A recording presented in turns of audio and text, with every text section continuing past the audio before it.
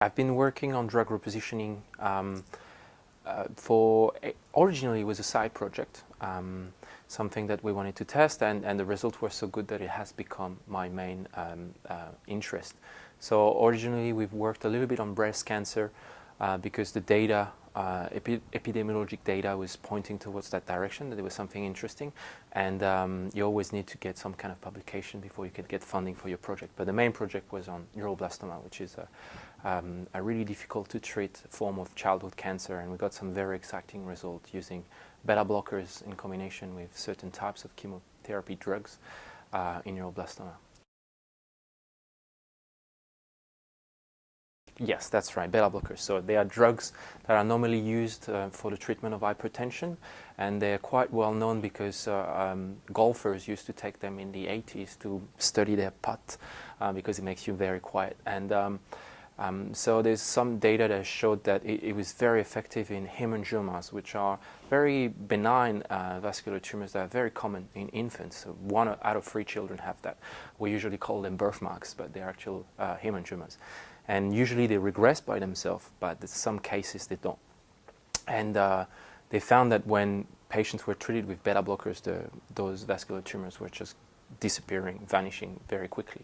And so it has completely changed the field of this type of condition, the way that they're being treated. And based on this research, Nicolas, Andre, and I thought that we should potentially see if there was a role for these beta blockers in childhood cancer treatment.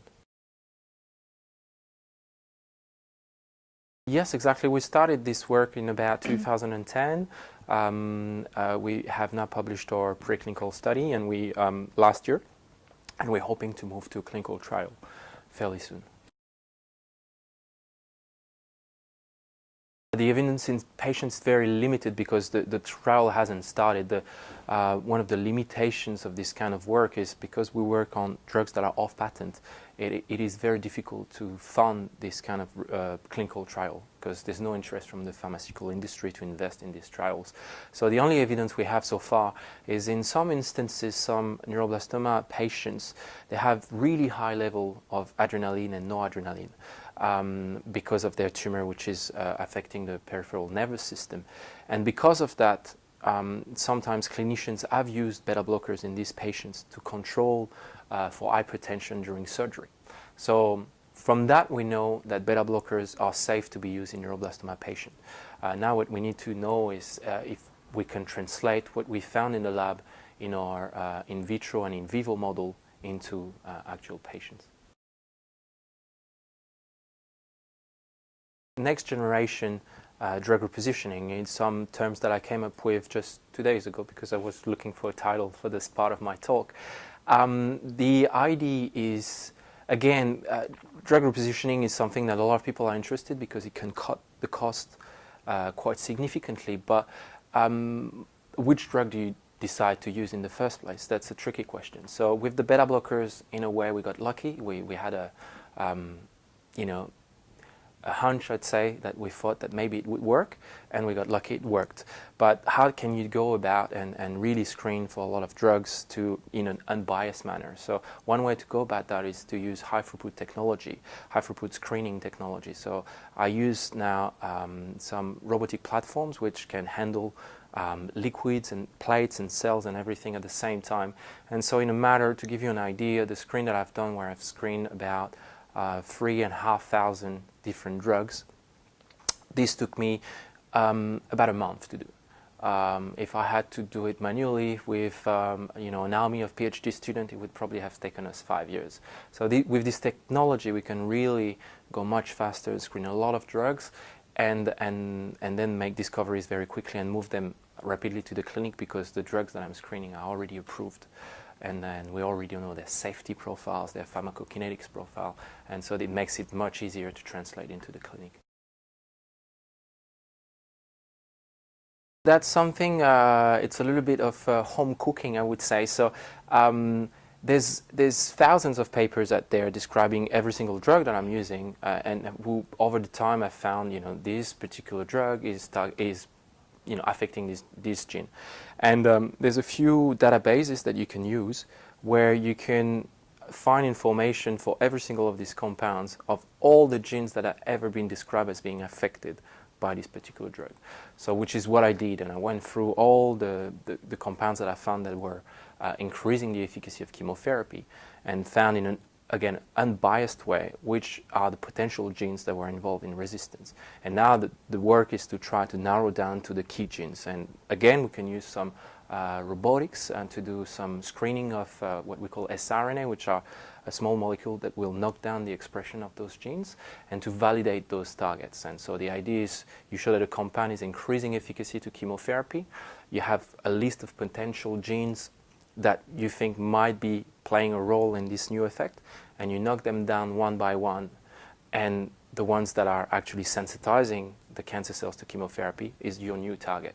And so in that way, very rapidly, you can develop a new treatment with your screening, where you identify your new drugs, and biomarkers to use for patient selection and even potentially for treatment monitoring. There's actually a lot of them. It's sometimes really hard to follow everything that's happening. One of the big things at the moment, and some people talked about that during the conference, is the statins, which are also very interesting. And funny enough, there's now new data showing that statins together with beta blockers might be interesting. And we get to the point that there may be even ways to do some maintenance therapy without any chemo drugs at all, and just using some reposition drugs. And hopefully the screens that I'm going to do are going to come up with even new drugs that we had no idea had an effect in cancer patients. But so far, between aspirin and the COX inhibitors and the statins and all of these compounds, the list goes on and on of compounds that we had no idea could be effective in cancer patients. I think it's a very interesting area to work on. So one thing that I'm quite fascinated about is if you look back into some clinical trials, studies that they've done about breast cancer screening.